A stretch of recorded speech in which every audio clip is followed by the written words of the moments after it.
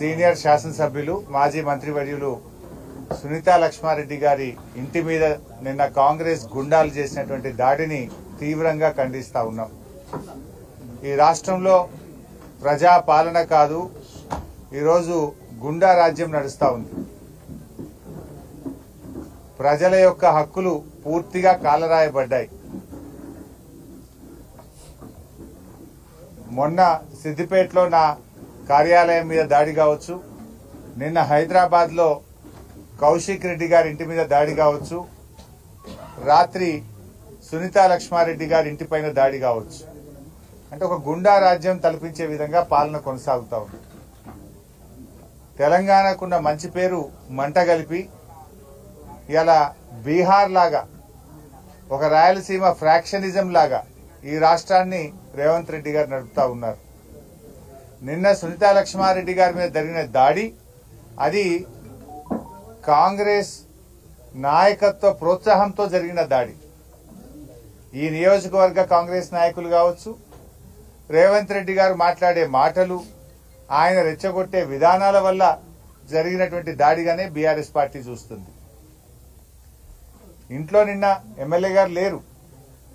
అర్ధరాత్రి పూట ఇటువైపు అసలు వినాయకుడిని ర్యాలీ తీసే సందర్భం గతంలో ఎప్పుడూ లేదు.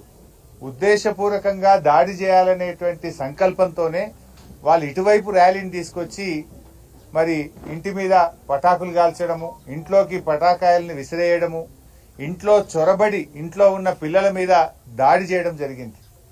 నేను ఇప్పుడే ఎస్పీ గారితో మాట్లాడాను, ఐజీ చంద్రశేఖర్ రెడ్డి గారితో మాట్లాడాను. వెంటనే కాంగ్రెస్ గుండాలను అరెస్ట్ చేయాలని చెప్పి డిమాండ్ చేయడం జరిగింది. వీడియోలు చాలా స్పష్టంగా కనబడతా ఉన్నాయి.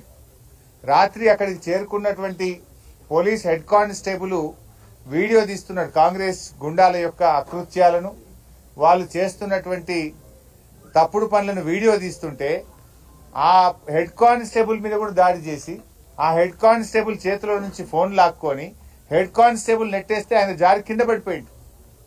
మరి ఒక విధులు నిర్వహిస్తున్న పోలీస్ కానిస్టేబుల్ మీద కాంగ్రెస్ గుండాలు దాడి చేస్తే ఆ హెడ్ కానిస్టేబుల్ తో పిటిషన్ తీసుకొని సూమోటో కింద 307 కేసు పెట్టాలి కదా. విధులకు, ప్రభుత్వ ఉద్యోగుల విధులకు ఆటంకం కలిగించే సెక్షన్ కింద క్రిమినల్ కేసులు వారి మీద బుక్ చేయాలి కదా. ఎందుకు చేయడం లేదు అని అడుగుతా ఉన్నా. అంటే మీరు ప్రజాస్వామ్యాన్ని రాష్ట్రంలో ఉంచదలుచుకోలేదా? తెలంగాణకున్న మంచి పేరును రేవంత్ రెడ్డి చెడగొడతా ఉన్నారు. ఒకప్పుడు తెలంగాణ పోలీసులు అంటే అద్భుతంగా పనిచేసినారు. ఇలా పోలీసులు ఒక విషయం గుర్తుపెట్టుకోండి, ఏం రేవంత్ రెడ్డి శాశ్వతం కాదు, ఇక్కడ కాంగ్రెస్ నాయకులు శాశ్వతం కాదు. 10 ఏళ్లు మేము అధికారంలో ఉన్నాం. ఏ ఎమ్మెల్యే ఇంటి మీదనైనా ఈ రాష్ట్రంలో దాడి జరిగిందా? 10 ఏళ్ల మా అధికారంలో ఎప్పుడైనా మేము ఈ రకంగా వ్యవహరించామా? అసలు ఎఫ్ఐఆర్ ఎవరైనా పిటిషన్ ఇస్తే 24 గంటల్లో ఎఫ్ఐఆర్ బుక్ చేయించిన సందర్భాలు ఉన్నాయి. కానీ ఈ ప్రభుత్వంలో పిటిషన్ ఇస్తే ఎఫ్ఐఆర్ చేయరు, ఎఫ్ఐఆర్ చేస్తే దొంగల్ని గుండాలను అరెస్ట్ చేయరు.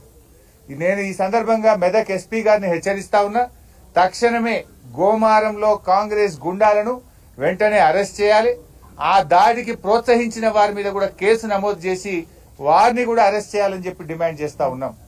ఎట్టి పరిస్థితుల్లో దీన్ని వదిలిపెట్టాం. అవసరమైతే హ్యూమన్ రైట్స్ కమిషన్ పోతాం, నేషనల్ హ్యూమన్ రైట్స్ కమిషన్ కూడా ఫిర్యాదు చేస్తాం, అవసరమైతే కోర్టు మెట్లెక్కుతాం తప్ప వీళ్ళకి శిక్ష పడేదాకా కూడా వదిలిపెట్టాం. ఇప్పటికే ప్రజలు అసహించుకుంటున్నారు. ఇదేం ప్రజాపాలన? ఇది ప్రజాపాలన కాదు, ఇదంతా కూడా పోలీసు రాజ్యంగా మారిపోయింది, గుండాల రాజ్యంగా మారిపోయింది. దీన్ని చాలా తీవ్రంగా ఖండిస్తా ఉన్నాం. మా ఓపికకు కూడా ఒక హద్దు ఉంటుంది. మరి లేదంటే రేపు ఏం జరుగుతుంది? రాయలసీమ తరహా ఫ్రాక్షన్ రాజకీయాలు తెలంగాణలో మొదలవుతాయి. ఏదో కష్టపడి పోరాడి తెచ్చుకున్న తెలంగాణ, ఉద్యమాలు చేసి తెచ్చుకున్న తెలంగాణ, అభివృద్ధిలో దేశానికి ఆదర్శంగా తయారు చేసుకున్న తెలంగాణ, దీన్ని కాపాడుకోవాలనేటువంటి ప్రేమ మాకుంటది. తెలంగాణతో మాది పేగుబంధం, తెలంగాణ ప్రజలతో మాది పేగుబంధం. మీరేదో అదృష్టం కొద్ది ముఖ్యమంత్రి అయింది, కానీ ఈ తెలంగాణ పరపతిని, పేరును దెబ్బతీయకండి. లా అండ్ ఆర్డర్ మెయింటైన్ చేయండి, తప్పు చేసిన వారిని శిక్షించండి. గోమారం ఘటన మీద ఉన్నత స్థాయి విచారణ జరిపి తక్షణమే వాళ్ళను నాన్ బెయిలబుల్ సెక్షన్స్ పెట్టి అరెస్ట్ చేయాలని చెప్పి మేము డిమాండ్ చేస్తున్నాం. మీరు ఇంట్లో చొరబడి దాడి చేసినారు, రేపు మేము అదే చేస్తే ఏమవుతుంది? రాష్ట్రంలో లా అండ్ ఆర్డర్ ఏమవుతుంది? ఎవరు దీని వెనుక ఉన్నారు? ముఖ్యమంత్రి గారు కూడా ఆలోచించుకోవాలి. నేను డీజీపీ గారిని కూడా కోరుతున్నా, అది ఒక ఉన్నతమైనటువంటి పదవి. ఆ పదవిలో ఉన్నప్పుడు చట్టబద్ధంగా వ్యవహరించాలి, రూల్స్ కు అనుకూలంగా వ్యవహరించాలి. కానీ చట్టాన్ని ఎవరు కూడా అతీతులు కారు. చట్టాన్ని ఎవరు అతిక్రమించినా కూడా వారు శిక్షార్హులే. అది పార్టీలకు అతీతం, ప్రభుత్వ పార్టీ ప్రతిపక్ష పార్టీ కాదు, వారిని ఎవరినైనా శిక్షించి తీరాల్సిందే. I request the DGP, immediate గా మీరు ఇంటర్వ్యూన్ కాండి, దీని మీద విచారణ జరపండి, ఆ కాంగ్రెస్ గుండాలను అరెస్ట్ చేయండి, పోలీస్ హెడ్ కానిస్టేబుల్ మీద దాడి చేసిన వాళ్ళను, ఆ దాడికి ప్రోత్సహించిన వారిని కూడా గుర్తించి వారిని కూడా తక్షణమే అరెస్ట్ చేయాలని డిమాండ్ చేస్తున్నాం. ఒకవేళ నిర్ణయం తీసుకోకపోతే బీఆర్ఎస్ పార్టీ ఎమ్మెల్యేలు అందరం డీజీపీ కార్యాలయాన్ని ముట్టడిస్తామని చెప్పి కూడా హెచ్చరిస్తా ఉన్నాం.